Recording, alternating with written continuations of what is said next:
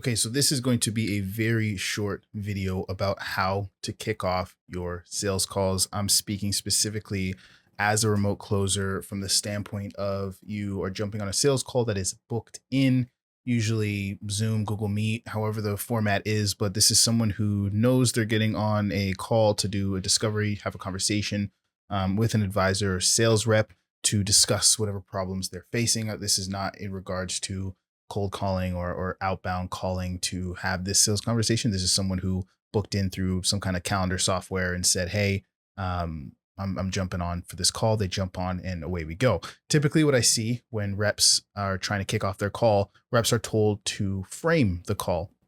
And you do want to frame the call. It's good to frame the call. It's good to framing, meaning that you're just setting expectations for what's going to happen on the call, what you guys are going to discuss, some of the questions that might get asked, and so on and so forth. But I see that reps are becoming very, very rigid in the way that they go about framing their calls. And what this is leading to is the prospect in their mind is immediately going to judge you and throw you into that camp, throw you into a box of, okay, you're just like all the other sales reps I have spoken to. And you're kind of just following your script. You're not really present and listening to what I'm saying.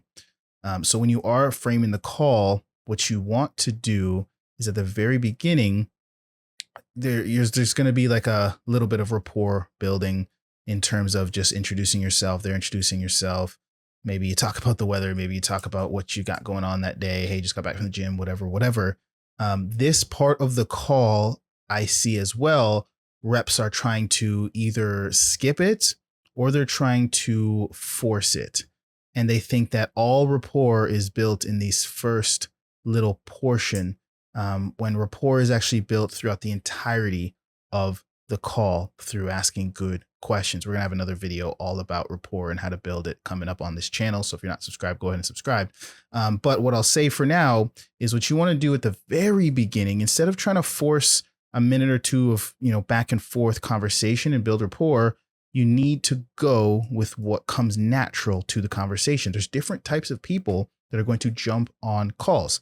Sometimes you're going to get on a call. You're going to say hi. They're going to say, hey, man, how's it going? What's up? How's your day? They're going to be super friendly, super energetic.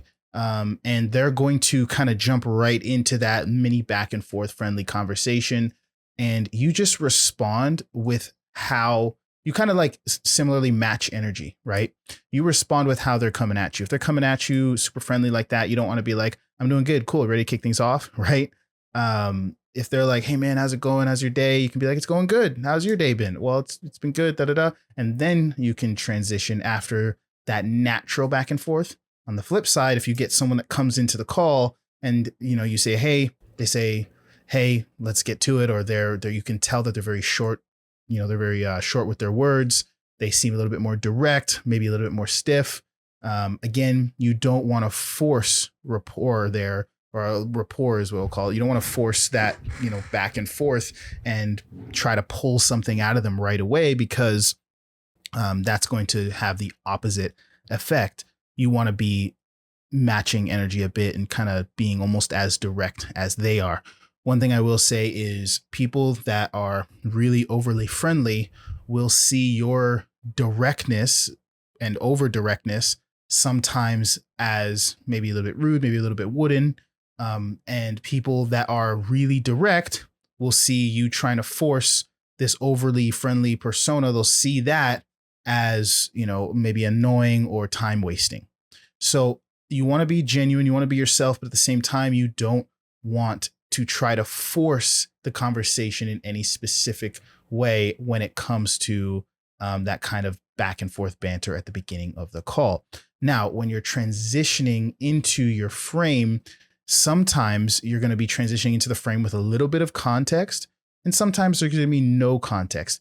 The most important thing is make sure your frame isn't word for word scripted, and it can be malleable, it can be moldable, it can flow with the context you've already been given. So sometimes you'll get on that call and you'll say, hey, how's it going? Welcome to the call, or whatever, however you kick it off.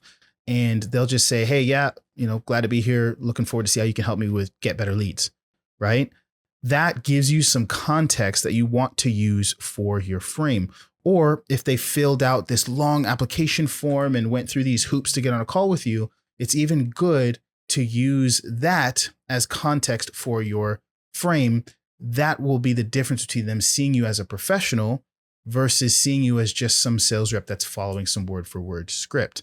So for example, a lot of people, they'll have this wooden frame that says, hey, so I'm going to ask you a bunch of questions, and based on what you answer, if we're a good fit to work together, then I'll walk you through what that looks like. And, if we're not a good fit together, work together, no worries. I'll just point you in the right direction. Sound good? Sound good. Awesome. Cool. And there's nothing necessarily wrong with that frame, but if it doesn't flow with, like I said, any context, especially when you have been given it, it just comes across scripted and weird.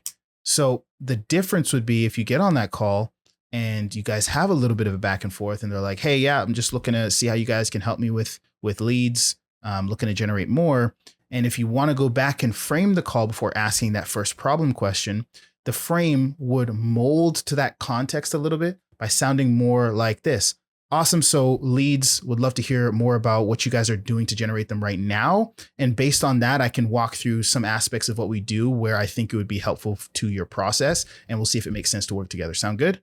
Cool. Right? Again, it doesn't have to even be word for that. It just has to flow with the context that was given. Maybe there's no context given at the beginning of the call, but if they, again, filled this long, extensive application form, use that context so that they don't feel like that filling out that form was a waste of time. You can say, hey, I saw in your form that the biggest struggle you guys are running into right now was you're totally running referral based. You don't have any control over your acquisition. So I'd love to hear more about the referrals and the numbers that you're seeing there. And then we can talk about some strategies on how we can get you in control of your acquisition system so you can scale to where you want to go. Sound good? Awesome. That is a frame that utilizes context and allows the prospect to see you not as just some word for word scripted, just like every other sales rep, but an actual advisor, an actual expert who knows what they're talking about. So at the beginning of these calls, focus on flow, focus on context, and just don't be super rigid and word for word. Use words that you would actually use as well. Even if your script has these words, if they don't come natural to you, again, you need to learn to flow, and prospects will respond so much better to you.